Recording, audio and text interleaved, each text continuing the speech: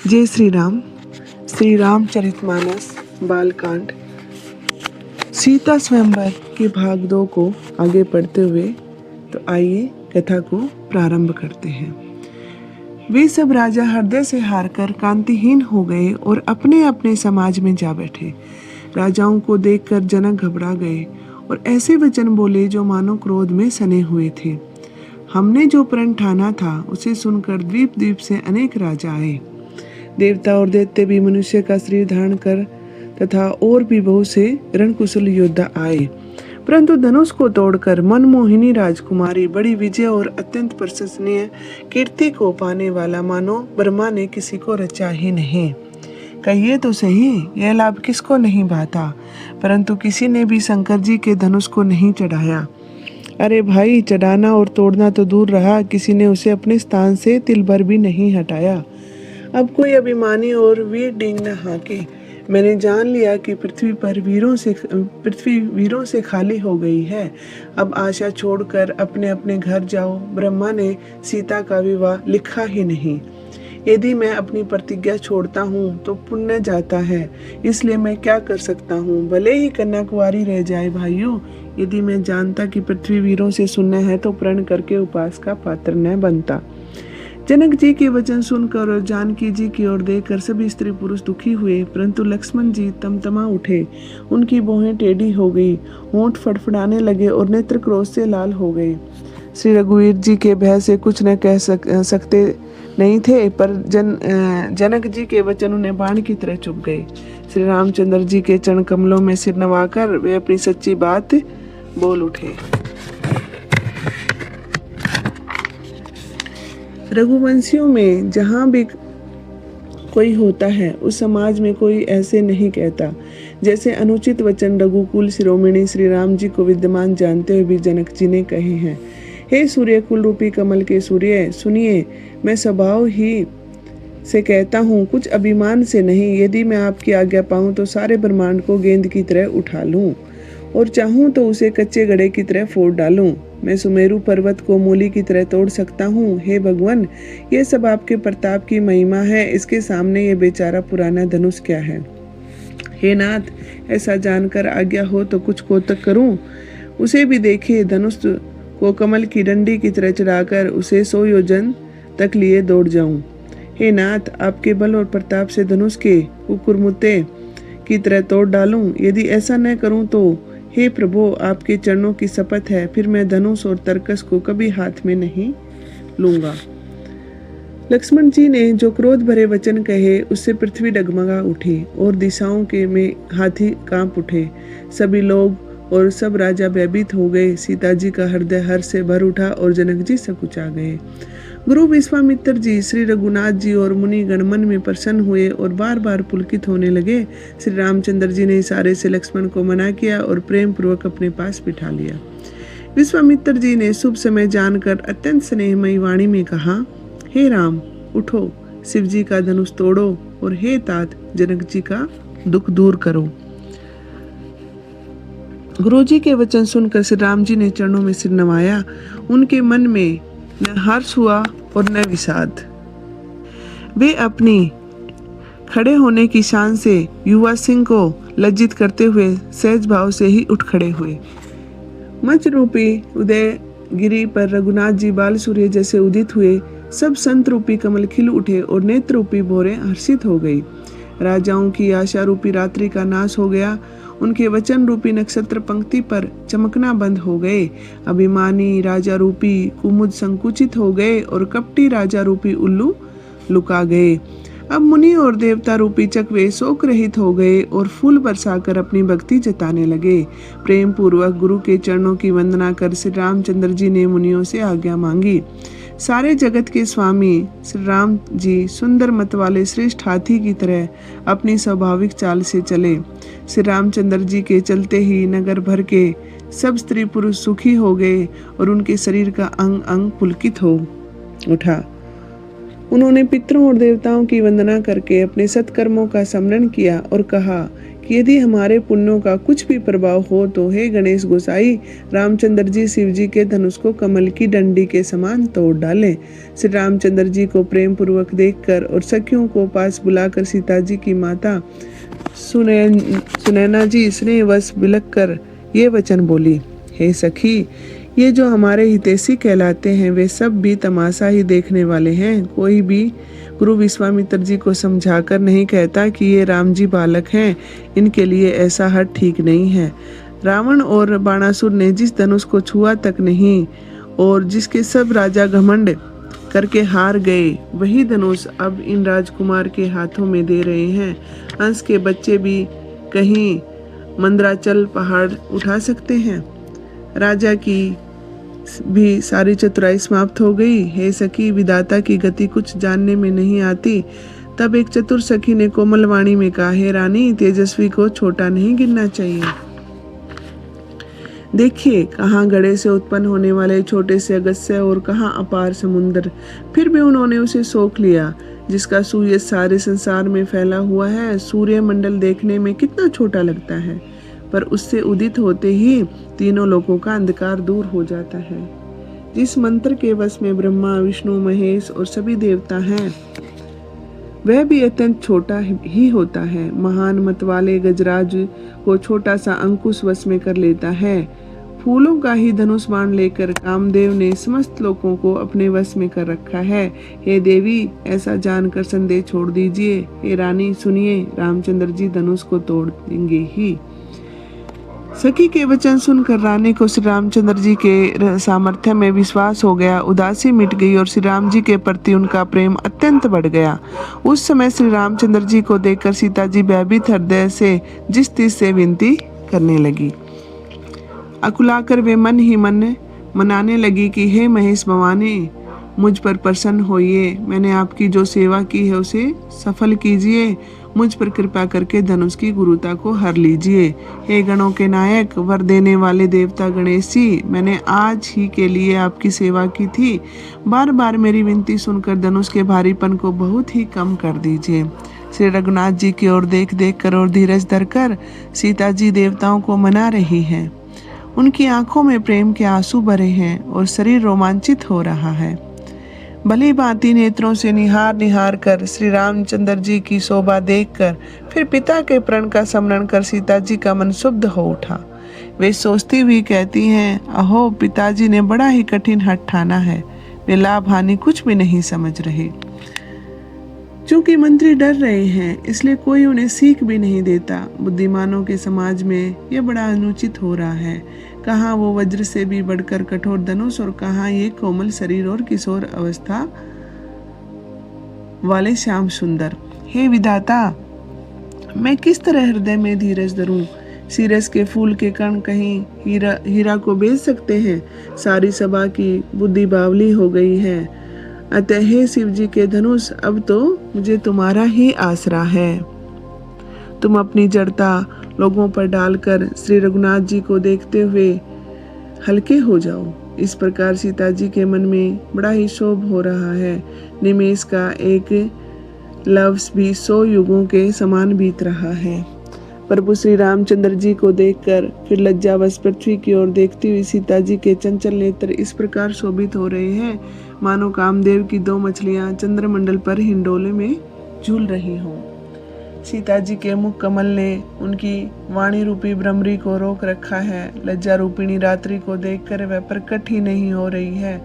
उनकी आंखों का जल आंखों के कोने में ही रह जाता है, जैसे बड़े भारी कंजूस का सोना कोने में ही गड़ा रह जाता है।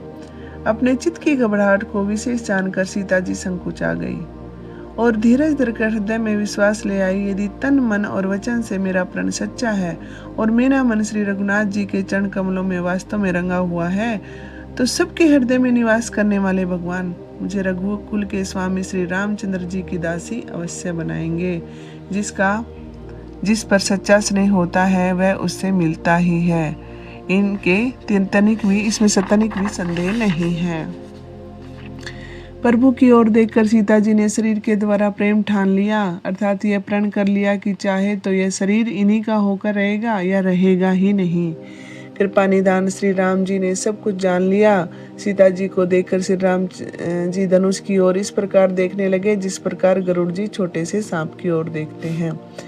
जब लक्ष्मण जी ने देखा कि रघुकुल मणि श्री रामचंद्र जी ने शिव जी के धनुष की ओर ताका है तो शरीर से पुलकित हो ब्रह्मांड को अपने चरणों से दबाकर वे यूं कहने लगे, हे दिग्गजो, हे कच्छप, हे शेषनाग, हे वाराहा, तुम सब धीरज के साथ पृथ्वी को संभालो जिससे वह डगमगाने न लगे। श्री रामचंद्र जी शिव जी के धनुष को तोड़ना चाहते हैं, मेरी आज्ञा सुनकर सब सावधान हो जाओ। जब श्री रामचंद्र जी धनुष के पास पहुंचे तब सब स्त्री पुरुषों ने देवताओं और शुभ कर्मों का स्मरण किया। सबका संदेह और अज्ञान, नीच राजाओं का अभिमान, परशुराम जी के अहंकार की गुरुता, देवताओं और श्रेष्ठ मुनियों की का भय, सीता जी की चिंता, जनक का पछतावा और रानियों के दारुण दुख का दावानल, वे सब मिलकर शिव जी के धनुष रूपी बड़े जहाज को पाकर उस पर जा बैठे। ये श्री रामचंद्र जी की भुजाओं के बल रूपी अपार समुद्र के पार जाना चाहते थे, परंतु कोई खेने वाला नहीं है। श्री रामचंद्र जी ने जब लोगों की ओर देखा और उन्हें चित्र में लिखे हुए से देखकर फिर दया सागर प्रभु ने सीता जी की ओर देखा और उन्हें बहुत व्याकुल जाना। श्री रामचंद्र जी ने देखा कि सीता जी बहुत ही व्याकुल हैं। उनका एक एक क्षण कल्प के समान बीत रहा है। यदि प्यासा आदमी पानी के बिना शरीर छोड़ दे तो उसके मर जाने पर अमृत का तालाब भी क्या करेगा। खेती के सूख जाने पर वर्षा किस काम की, समय पर चूकने से फिर पछताने से क्या लाभ। ऐसा मन में समझकर श्री राम जी ने जानकी जी की ओर देखा और उनकी विशेष प्रीति लगकर वे पुलकित हो गए। उन्होंने मन ही मन गुरु जी को प्रणाम किया और बड़ी शीघ्रता से धनुष को उठा लिया। जब उसे उठा लिया तब वह धनुष बिजली की तरह चमका और फिर आकाश में मंडल जैसा हो गया। धनुष को लेते, चढ़ाते और जोर से तानते हुए किसी ने नहीं लखा। सबने यही देखा कि श्री रामचंद्र जी धनुष खींचे हुए खड़े हैं। श्री राम जी ने उसी क्षण धनुष को बीच से तोड़ डाला। धनुष टूटने की भयंकर कठोर ध्वनि से लोक भर गया। घोर कठोर शब्द लोकों में गूंज उठे। सूर्य के घोड़े अपना विहित मार्ग छोड़कर चलने लगे। दिग्गज चिंगाड़ करने लगे। धरती डोलने लगी। शेष, वारा और कच्छप छटपटा उठे। देवता, राक्षस और मुनि कानों पर हाथ रखकर सब व्याकुल होकर विचरने लगे। तुलसीदास जी कहते हैं कि जब सबको विश्वास हो गया कि श्री राम जी ने धनुष को तोड़ डाला तब सबके सब श्री राम जी की जय जयकार करने लगे। शंकर जी का धनुष जहाज के सदृश है और श्री रामचंद्र जी की भुजाओं का बल सागर के समान। धनुष टूटने से वह सारा समाज डूब गया जो अज्ञान के कारण पहले ही इस जहाज पर चढ़ा था। प्रभु श्री राम जी ने धनुष के दोनों टुकड़े पृथ्वी पर फेंक दिए। यह देखकर सब लोग प्रसन्न हुए। विश्वामित्र रूपी पवित्र सागर में, जिसमें प्रेम रूपी सुंदर अथाह जल शोभा दे रहा है, राम रूपी पूर्ण चंद्र को देखकर पुलकावली रूपी बाहरी लहरें बढ़ने लगी। आकाश में धमाधम नगाड़े बजने लगे और देव गणनाएं गा गा कर नाचने लगी।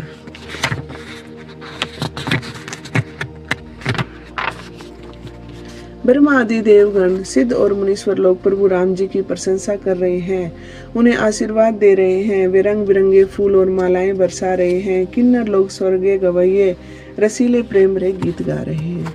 सारे संसार में 14वें भुवनों में जय जयकार की ध्वनि भर गई, जिसमें धनुष टूटने की ध्वनि जान ही नहीं पड़ती। जहाँ तहाँ पुरुष स्त्री प्रसन्न होकर कह रहे हैं, श्री रामचंद्र जी ने शिव जी के भारी धनुष को तोड़ डाला। भाट, मागध, सूत लोग धीर बुद्धि से विरुदावली का बखान कर रहे हैं। सभी लोग घोड़े, हाथी, धन, मणि, वस्त्र आदि निछावर कर रहे हैं। झांझ, मृदंग, शंख, सेनाई, तुरही, ढोल और सुहावने नगाड़े आदि भांति भांति के सुहावने बाजे बज रहे हैं और युवतियां जहां तहां मंगलगान कर रही हैं। सखियों के साथ रानी अत्यंत हर्षित हुई, मानो सूखते हुए धान को पानी मिल गया हो। जनक जी ने चिंता त्याग कर सुख प्राप्त किया, मानो तैरते तैरते थके हुए पुरुष को था मिल गई हो। धनुष के टूटने से राजा लोग ऐसे निस्तेज हो गए जैसे दिन में दीपक का तेज फीका पड़ गया जाता है। सीता जी का सुख किस प्रकार वर्णन किया जाए, वे तो ऐसी प्रसन्न हुई जैसे चाँद की स्वाति का जल पा गई हो। श्री रामचंद्र जी को लक्ष्मण जी इस प्रकार देख रहे हैं जिस प्रकार चंद्रमा को चकोर का बच्चा देखता है। तब सतानंद जी ने आज्ञा दी और सीता जी श्री राम जी के समीप चली आई। साथ में रूपवती चतुर सखियां मंगलाचार के गीत गा रही हैं। सीता जी छोटी राजहंसनी की चाल से चली, उनके अंगों की शोभा का पारावार न था। सखियों के बीच में सीता जी वैसी ही शोभित हो रही थी जैसे बहुत सी छवियों के बीच में महाछवि हो। सीता जी के कर कमलों में जयमाला शोभा दे रही थी, उस पर मानो विश्व विजय की शोभा छहर रही है। उनके शरीर में तो लज्जा है पर मन में भारी उमंग है। उनके इस गुप्त प्रेम को कोई भी समझ न सका। समीप जाकर श्री राम जी की शोभा देखकर राजकुमारी सीता जी लिखी हुई तस्वीर की तरह अचल रह गई। यह देखकर चतुर सखी ने समझाकर कहा कि श्री राम जी को सुहावनी जयमाला पहनाओ। सुनकर सीता जी ने दोनों हाथों से जयमाला उठाई, पर प्रेम के अधीन होने से वह माला पहनाई नहीं जाती। सीता जी के हाथ ऐसे सुशोभित हो रहे हैं मानो डंडियों सहित दो कमल संकुचित हो चंद्रमा को जयमाला दे रहे हों। इस छवि को देखकर सखियां फिर गाने लगी। इतने में ही सीता जी ने श्री राम जी के गले में जयमाला पहना दी। श्री रामचंद्र जी के हृदय पर जयमाला देखकर देवगण फूल बरसाने लगे और सब राजा लोग इस प्रकार सब कुछ आ गए मानो सूर्य को देखकर कुमुदों का समूह सिमट गया हो। नगर जनकपुर और आकाश में बाजे बजने लगे। दुष्ट उदास हो गए और सब साधु लोग प्रसन्न हो गए। देवता, किन्नर, मनुष्य, नाग और मुनीश्वर जय जयकार करके आशीर्वाद देने लगे। देवताओं की स्त्रियां नाचती गाती हैं, बार बार उनके हाथों की अंजलियों से फूल छूट रहे हैं। जगह जगह ब्राह्मण वेद ध्वनि कर रहे हैं और भाट लोग विरुदावली बखान रहे हैं। पृथ्वी, पाताल और स्वर्ग में यह छा गया कि श्री रामचंद्र जी ने धनुष को तोड़ डाला और सीता जी को वर्ण कर लिया। नगर की स्त्री पुरुष आरती कर रहे हैं और अपनी अपनी पूंजी को बुलाकर श्री सीता जी राम जी की यह जोड़ी ऐसी सुहावनी लग रही है मानो सुंदरता और श्रृंगार एकत्र हो गए हैं। सखियां कह रही हैं, सीते, प्रभु श्री राम जी के चरणों का स्पर्श करो, किंतु सीता जी अत्यंत भयभीत हुई, उनके चरण नहीं छूती। गौतम जी की स्त्री अहिल्या की गति का स्मरण कर सीता जी श्री राम जी के चरणों के हाथों से स्पर्श नहीं करती। इसी अलौकिक प्रीति को जानकर रघुकुलमणि श्री रामचंद्र जी मन ही मन हंसे। उस समय सीता जी को देखकर राजा ललचा गए। वे दुष्ट, कपूत और मूर्ख राजा मन में बहुत क्रुद्ध हुए। वे अब आगे उठ कर कवच पहनकर जहां तहां डींगे मारने लगे। कोई कहता है सीता को छीन लो और दोनों राजकुमार को पकड़कर बांध दो। धनुष तोड़ने से ही स्वार्थ नहीं सधेगा। हमारे जीते जी राजकुमारी को कौन वर्ण कर सकता है। फिर कोई कहता है यदि राजा जनक कुछ सहायता करें तो युद्ध में दोनों भाइयों के साथ उसे भी जीत लो। ऐसे सुनकर भले राजा बोले, इस निर्लज राज समाज को देखकर तो लाज भी लज्जा गई। अरे बल, प्रताप, वीरता, बड़ाई और प्रतिष्ठा तो धनुष के साथ ही चली गई। वही वीरता है कि अब कहीं से पा गए हो। तुम्हारी ऐसी दुष्ट बुद्धि है, तभी तो विधाता ने तुम्हारे मुखों पर कालिक लगा दी। ईर्ष्या, घमंड और क्रोध त्याग कर नेत्र भरकर श्री राम जी को देख लो। लक्ष्मण जी की क्रोध रूपी प्रबल अग्नि में जानकर भी पतंगे मत बनो। जैसे गरुड़ का भाग कौवा लेना चाहे, सिंह का भाग खरगोश लेना चाहे, अकारण क्रोध करने वाला अपनी कुशलता चाहे, शिव जी से विरोध करने वाला सारी संपत्तियां चाहे, लोभी लालची सुंदर कीर्ति चाहे, कामी मनुष्य निष्कलंकता चाहे, क्या पा सकता है। जैसे श्री हरि के चरणों से विमुख मनुष्य परम गति चाहे। हे राजाओ, सीता के लिए तुम्हारा लालच बिल्कुल वैसा ही है, बिल्कुल व्यर्थ है। ये कोलाहल सुनकर सीता जी डर गई। तब सखियों ने उन्हें वहां ले गई जहां रानी सीता जी की माता थी। श्री रामचंद्र जी सीता जी के प्रेम को मन ही मन सराहते हुए स्वाभाविक चाल से गुरु जी के पास चले गए। जय श्री राम। और अब हम आगे बढ़ते हैं और इस प्रसंग का रिव्यू देखते हैं कि इस प्रसंग में हम सिर्फ एक विवाह प्रतियोगिता नहीं देख रहे हैं, हम देख रहे हैं कि मानव मन की सबसे गहरी परतें। जब सभी राजा धनुष उठाने में असफल होते हैं तो यह सिर्फ शारीरिक हार नहीं है बल्कि उनकी ईगो की हार है। राजा जनक की निराशा हमें दिखा रही है कि जब उम्मीदें टूटती हैं किसी इंसान की तो वो कैसे हताशा और क्रोध में बदल जाता है और अपने शब्दों को पहचान नहीं पाता कि वो क्या बोल रहा है। लक्ष्मण का क्रोध हमें ये दिखा रहा है कि वो प्रोटेक्टिव एग्रेशन है। जब हम अपने प्रिय या अपने किसी भी मूल्य की रक्षा करना चाहते हैं तो हम ऐसा अग्रेशन दिखाते हैं। और सीता जी, उनका मौन, उनकी प्रार्थना, ये एंजाइटी और फेथ का मिश्रण है कि उन्हें चिंता भी हो रही है लेकिन पूरी तरह से विश्वास भी है। तो जब इंसान के पास कंट्रोल नहीं होता तो विश्वास का ही सहारा लेता है, फेथ का ही वो सहारा लेता है। और श्री राम जी का शांत स्वभाव हमें सिखा रहा है true confidence never shouts, it's stay calm. इस पूरे प्रसंग की सबसे बड़ी साइकोलॉजिकल सीख ये है कि जहाँ अहंकार हारता है वहीं धैर्य और विश्वास जीतता है।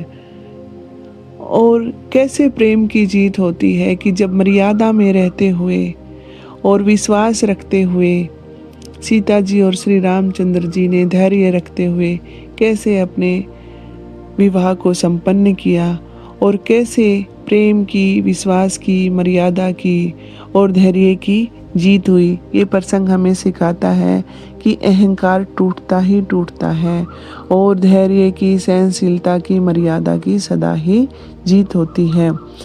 जीवन में हर धनुष ताकत से नहीं टूटता, कुछ सिर्फ शांत आत्मविश्वास और सही समझ से ही टूटते हैं। तो इसी के साथ आज की ये कथा मैं यहीं समाप्त करना चाहूँगी। जय श्री राम। बहुत ही शांत मन से सुनने के लिए आपका बहुत बहुत धन्यवाद। हम कल फिर मिलेंगे इसी प्रसंग को आगे बढ़ाते हुए। आपका दिन शुभ हो। जय श्री राम।